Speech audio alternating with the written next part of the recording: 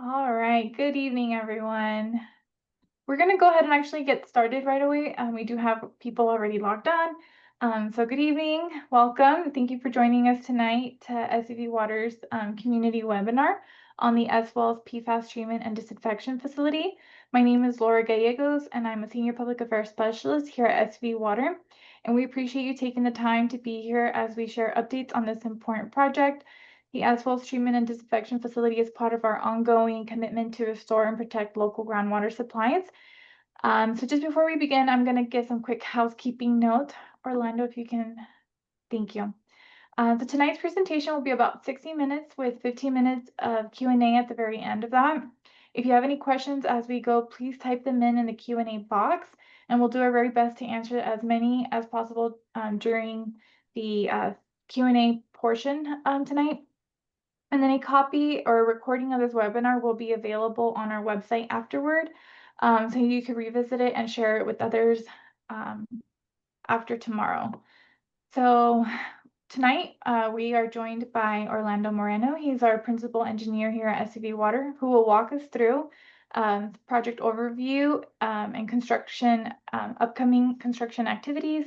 So following Orlando's presentation is we'll go ahead and jump into the Q&A. So with that, let's get started. Orlando, I'll hand it over to you. Yeah, thank you, Laura. Good evening, everyone.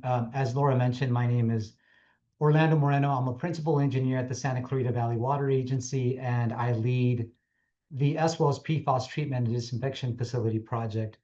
I want to start out by thanking you all for attending tonight. We really appreciate your time and interest in this really important water facility that our team has been working on for the past few years. Tonight, my objective is to give you all an overview of what we're doing with this new facility, why it's important for us as a water agency, but also our community. I also want to provide you with some information on potential construction activities, the actions that the agency, are taking to reduce the inconveniences that come with a construction like this, a construction project like this. And then I also want to provide you with my contact information should you all need to reach out at any point during construction for any questions or concerns. I'll give you guys my contact information at the end of the presentation. And then we'll go ahead and close with, obviously, the most important part of this is to hear you guys, your comments and answer any questions that you may have tonight. So let's go ahead and get started here. So our agency operates 3 groundwater wells called the S6, S7, and S8 wells. These wells are located within the Bridgeport community, just north of the Santa Clara River along Bridgeport Lane. And you can see those wells located here in these blue dots in the Bridgeport community. Historically, these wells produced up to 6,000 gallons per minute of groundwater that was used to support our community's water supply. Around 2019, 2020, PFAS contaminants were detected at these 3 wells, and so our agency decided to take those wells offline, and they have not been in operation since then. And so we've had to rely more on our imported state water from Northern California to make up for that lost groundwater supply. So this project intends to bring those wells back in service by constructing a new centralized PFAS treatment facility. This is a critical water facility that will bring much needed water supply to our valley, which allows us to reduce our dependency on state imported water, especially during extended drought periods. So often during these severe drought periods, the state restricts the amount of import water we receive. So it's really important that we have the flexibility to tap into our local groundwater as other sources are becoming more and more limited to us. So the new PFAS treatment facility will be located just south of the Bridgeport Park along Bridgeport Lane. You can kind of see it in an orange block here on this slide. The site was chosen due to its close proximity, obviously, to the existing S wells, but also to the surrounding underground water pipeline that we have in this community. And also, this facility provides a buffer from nearby residential homes. So the nearest home is almost 500 feet away from this facility, so it made for an ideal location for treatment. During construction, the contractor will utilize the Metropolitan Water District's property to the east of our project site for parking, material storage, and lay down of materials. And so that helps not alleviate parking and traffic along Bridgeport Lane and Bridgeport Park. So we would not be utilizing the Bridgeport Park parking lot for our construction purposes. Taking a closer look at the new treatment facility, we will be constructing a total of 4 ion exchange treatment vessels shown here in the cyan colored circles here in the center of the screen. The image here at the bottom left-hand corner provides a rendering of what those vessels would look like.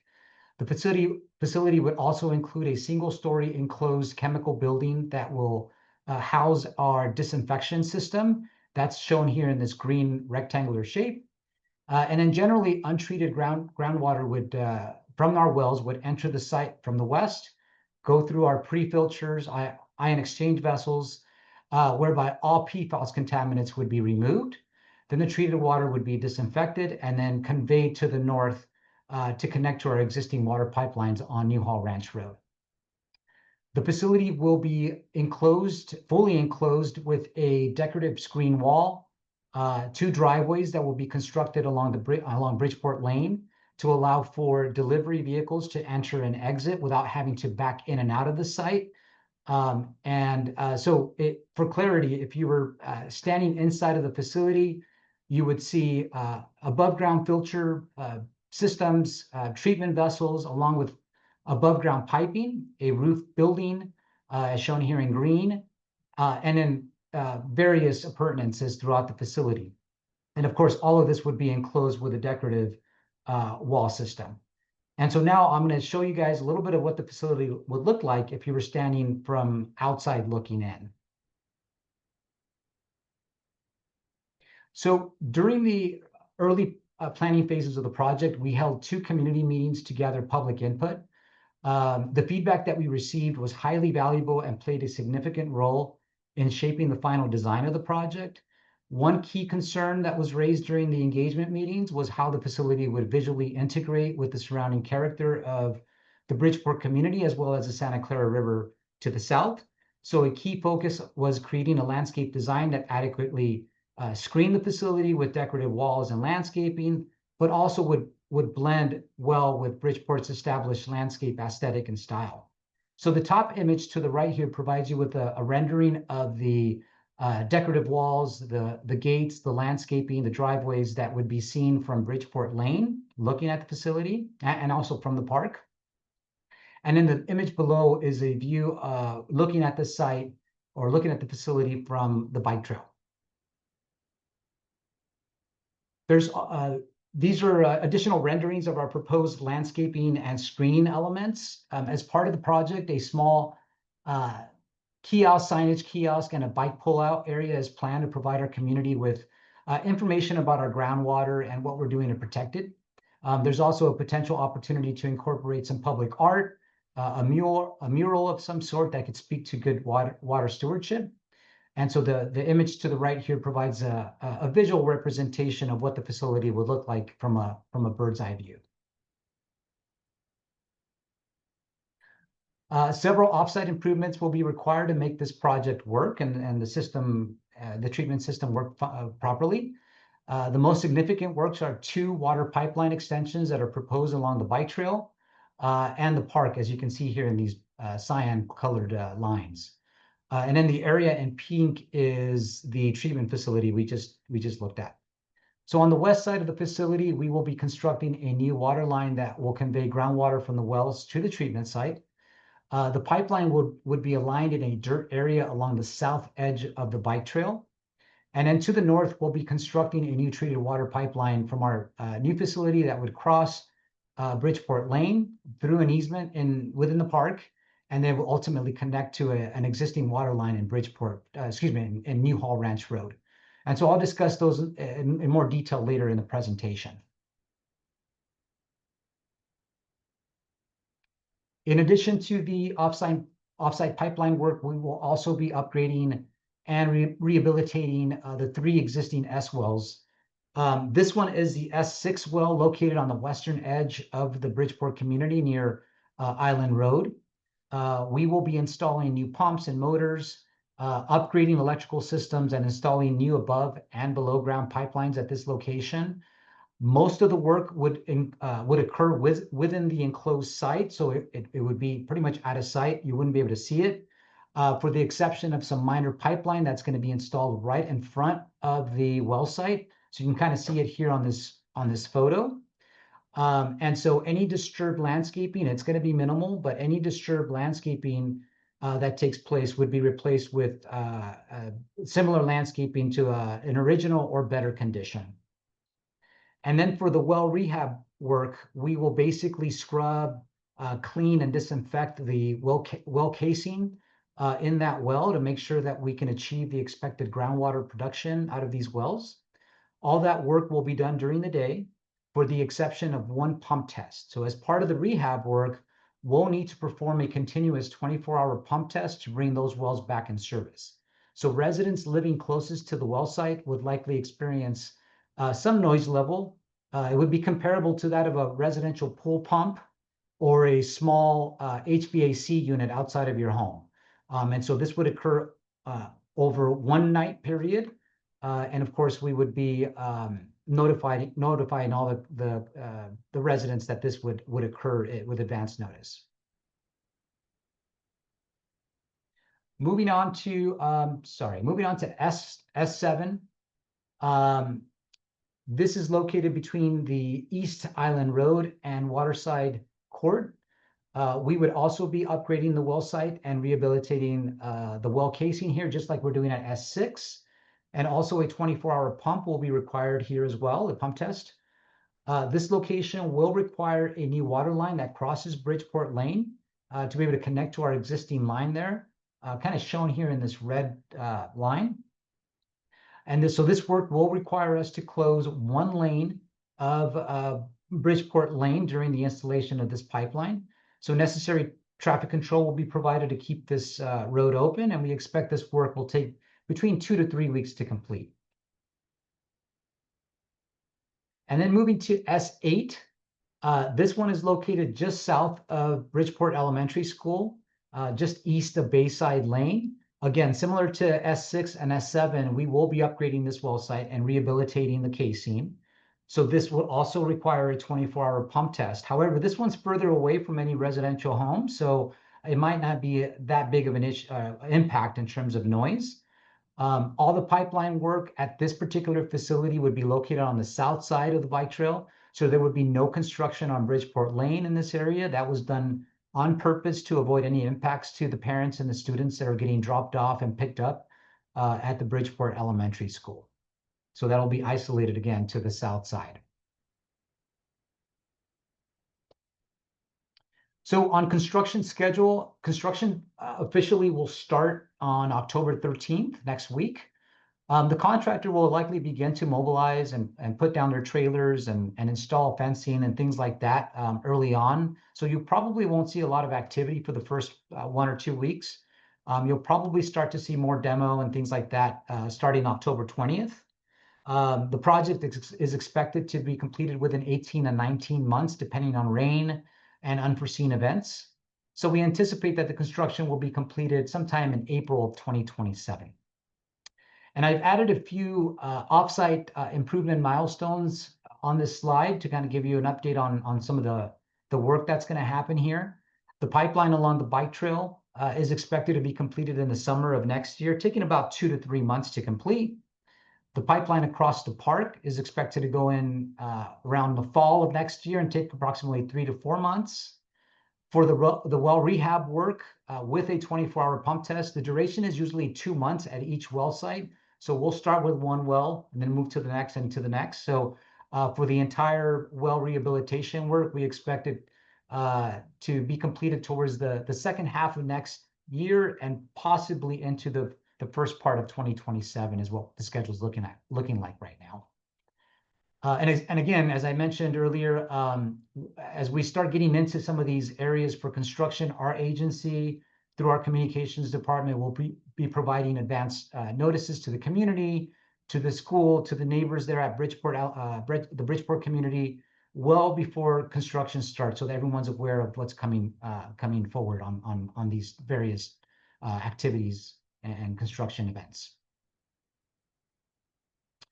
Construction hours will be between 7 a.m. and 4:30 p.m. Monday through Friday. No weekend or major holiday work is allowed. And so usually the contractors start to finish up earlier, but they do have till about 4:30 p.m. to complete their work. And then looking at the pipeline work that's planned along the bike trail here, as mentioned, the pipeline will not be constructed directly on the bike trail. However, installation of the pipe may need a closure of one lane along the bike trail to provide clear separation from the trench for safety purposes. So if we do decide to close a lane, proper notice obviously would be provided. Detouring and signage would be provided to make sure that we provide safety and notification to those bike trail users. I know that trail itself is heavily used by our community. So, and then we may have to close the bike trail for just a short period of time as we do our crossings on the east and west side of this pipe run. It'll be very short term. We expect it to be 1, 2, or maybe even 3 days. And again, advance notice will be provided to both the city and the community if we have to close that bike trail down for a few days there. The intent is to keep it open to the best of our ability.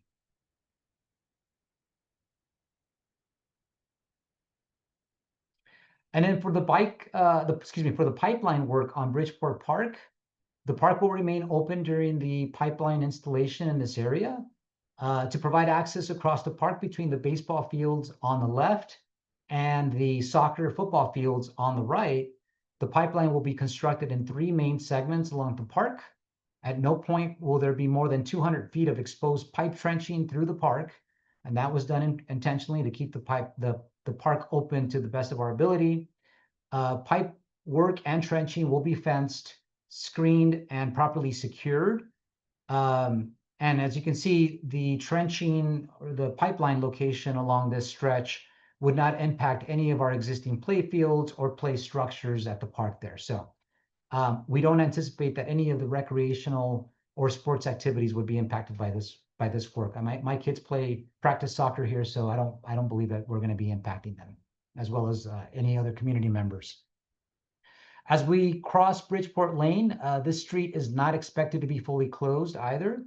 However, we do expect that one lane will be closed to allow construction crews to install that pipeline.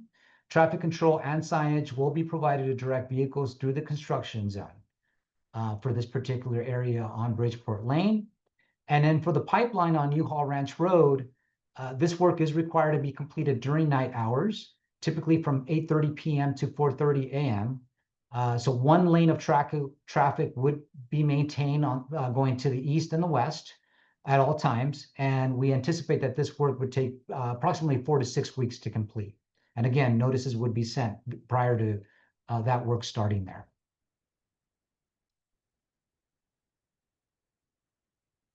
And then before we move on to questions and answers, I wanted to provide you with my contact information. So any of you guys have questions, comments, or want to know more about the project, you can contact me at 661-714-5942 or omoreno@scvwa.org. Again, I'm the lead on this project, so I'd be happy to answer any questions or any concerns that you may have during the course of construction here. Also, you could visit our website at www.yourscvwater.com if you wanted to get some additional information specific to what our agency is doing for PFAS treatment. We have several PFAS treatments already in operation, as well as in design, and we'll be starting construction soon. You can come to our website at www.yourscvwater.com/PFAS/treatment facilities. If you go down to the bottom, you can see the S Wells treatment facility link, and that will give you some detailed information and some updates on the project. So it's a good resource if you wanted to just go on the website and check to see what our progress is on that. We'll be updating that quite frequently. And with that, that concludes my presentation on the as well as PFAS treatment and disinfection facility. I hope that this information was informative. I thank you all for your time, and I'll pass it over to Laura to answer any questions or take any comments. Okay, I do see a question so far in the Q&A. Just a reminder, if you have any questions, right now is your chance to ask it. So just go ahead and drop them into the Q&A box at the bottom of your screen. Okay, so the question, Orlando, is for the testing phase, which EPA methods will you be using for which analyte analytes list will you be looking at? I'm sorry, Laura. Can you repeat that again? Okay, for the testing phase, which EPA methods will you be using for which analytes list will you be looking at? So if I would imagine that that's related to the actual water quality testing. Possibly. If you submitted that question, could you follow up on that to see more of like, so we understand your question a little bit better? Yeah, I think, and I'll try to answer that from a construction testing standpoint. There are going to be protocol that the contractor has to abide with per our specifications to make sure that the systems are tested and disinfected and meet DDW requirements before the system goes online. And so we would have to get a DDW permit in order to operate the entire system, and there's steps to do that. So those will be followed. I'm not sure if the question was related to the testing of construction as it gets accepted, or whether it's the testing of the water after construction and after the system is operated. Yeah, so they followed up and they said it is water quality testing related, Orlando. You know, if that individual, if I can get their contact information, our water quality folks aren't in this call, but I can certainly follow up. I know there is a full process in terms of testing for PFAS. So obviously there'll be testing for PFAS and other types of constituents. We do that for all our wells, but I don't want to misspeak. I can certainly provide you with the list of those testing requirements, just to make sure that we're giving you the right information here. Okay, I don't see any new questions coming in. Yeah, Laura, and if we can do we have that person's contact information? Because if they can post that on the chat, I can send them an email, or they can send me an email, and we can follow up with that question. I want to make sure we answer that. Orlando, can you put up the screen with your Sure, email absolutely. address? Just so they can get it. Yeah, and I can get our water quality supervisor and our folks in the water quality side to provide that specific answer. But to give you a general answer, yes, we do testing, and it's I believe it's per the DDW requirements, and there's all sorts of regulations that we have to follow as part of that testing. Okay, thank you. They said that they got your email and your phone number, so that they'll be Perfect. contacting you. Thank you. Okay, I'm not seeing any new questions. Let me check my chat.